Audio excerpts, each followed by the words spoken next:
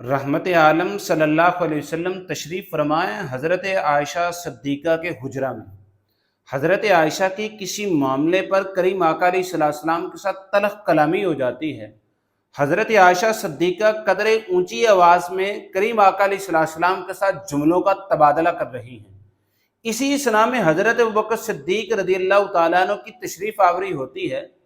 हज़रत अबू बकर सिद्दीक़ की कानों में जब हज़रत आयशा के तल्ख़ जुमलों की आवाज़ पड़ती है, जल्दी से हुजरे में दाखिल होते हैं और अपना हाथ बुलंद करते हैं ताकि हज़रत आयशा पे रसीद कर सकें कि वो करीम आका अलैहिस्सलाम के साथ ऊंची आवाज़ में बात कर रही हैं।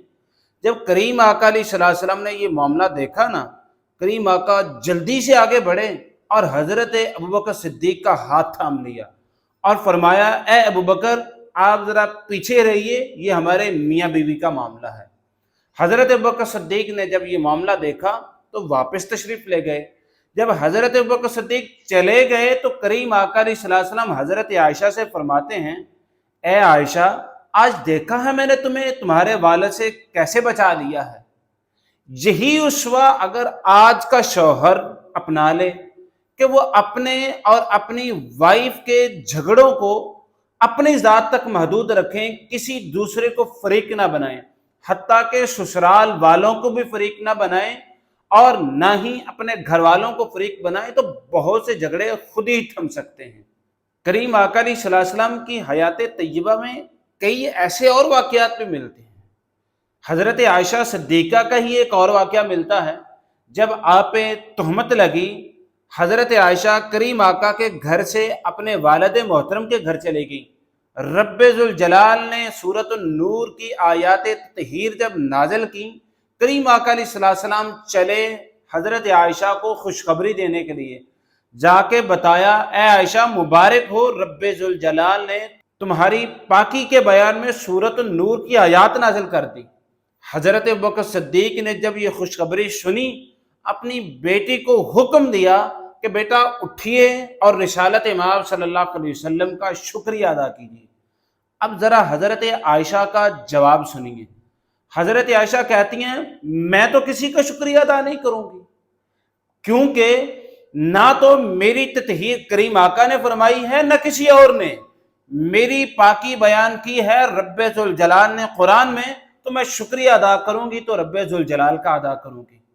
इस मामले को भी देखिए, करीम आका अलैहिस्सलाम ने अपनी अना का मसला नहीं बनाया, अपनी जिद का मसला नहीं बनाया कि मैं अपने ससुराल आया हूँ, मेरी ज़ौजा ने मेरे ससुराल वालों के सामने मेरी बात नहीं मानी, हुक्म अदुली कर दी है, या मेरा शुक्रिया अदा नहीं किया।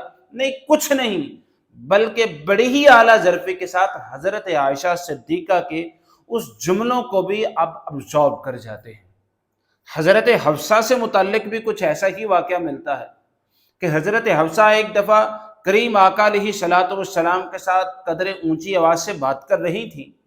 हज़रत उमर फ़ारूक, जो हैबत व जलाल का इस्तियारा समझे जाते हैं, आते हैं, देखते हैं कि मेरी बेटी करीम आका के साथ ऐसे ऊंची आवाज़ में बात कर रही हैं। डांटते हैं हज़रत हफ्सा को, लेकिन रिसालत इमाम सल्लल्लाहु अलैहि वसल्लम हज़रत उमर को भी खामोश करवा देते हैं और फरमाते हैं, ए उमर, ठहर जाओ, ये हमारे मियाँ बीवी का मामला है। ये उसूल है मियाँ बीवी के अच्छे रिलेशन के लिए। अगर यही उसवाए रसूल को और उसूल मुस्तफ़ा को अपना लें, मियाँ और बीवी, हस्बैंड एंड वाइफ, कि हमने अपने तनाज़ात को अपनी ज़ात तक महदूद रखना है, दूसरों तक नहीं ले जाना, तो यकीन मानिए बहुत सी चीज़ें और बहुत से झगड़े अज खुद ख़त्म हो जाते हैं।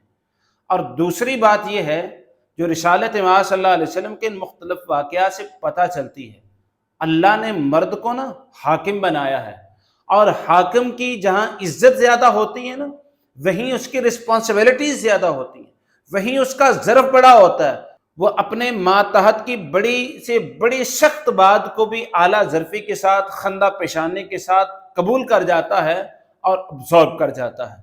आज का हस्बैंड ये तो चाहता है कि हमें रिस्पेक्ट मिले, हमें इज्जत मिले, हमारी फर्माबरदारी की जाए, हमारे हर ऑर्डर को हमारी वाइफ ओबे करे, बट ये रिसालत इमाम सल्लल्लाहु अलैहि वसल्लम की उसवा से वो समझने से कासिर है कि जहाँ आपको अपनी रिस्पेक्ट बड़ी अजीज है ना, وہاں آپ کا ظرف بھی بڑا ہونا چاہیے کہ اپنی وائف کے تلخ جملوں کو آپ اعلیٰ ظرفی کے ساتھ اپنی ذات میں ابزارب کر جائیں۔ اور یہ میں اور آپ ایک عام سے لوگ ہیں۔ رسالت مآب صلی اللہ علیہ وسلم کا ادب کیا تھا؟ رب ذوالجلال نے سورۃ الحجرات میں فرمایا ان کی آواز سے اونچی آواز نہیں کرنی، اعمال غارت ہو جائیں گے۔ جس پیغمبر کے بارے میں یہ حکم ہے کہ ان کی آواز سے اونچی آواز نہیں کرنی، ان کے گھر میں ان کی وائف اونچا بول بھی جاتی ہیں تو کریم آقا علیہ الصلوۃ والسلام اس کا مائنڈ نہیں کرتے، غصہ نہیں کرتے، کریم آقا علیہ الصلوۃ والسلام اس کا برا نہیں مناتے، بلکہ خندہ پیشانی کے ساتھ اپنی وائف کے ان تلخ جملوں کو آپ برداشت کر جاتے ہیں۔ میں اور آپ تو ایک عام سے لوگ ہیں، تو پھر کیوں وائف کے ایک چھوٹے سے جملے سے ہماری مردانگی خطرے میں پڑ جاتی ہے؟ آپ یہ ضرور بات اپنائیے، کریم آقا علیہ الصلوۃ والسلام کے اسوہ کی وجہ سے آپ کی زندگی میں خوشیوں کی بہار آئے گی۔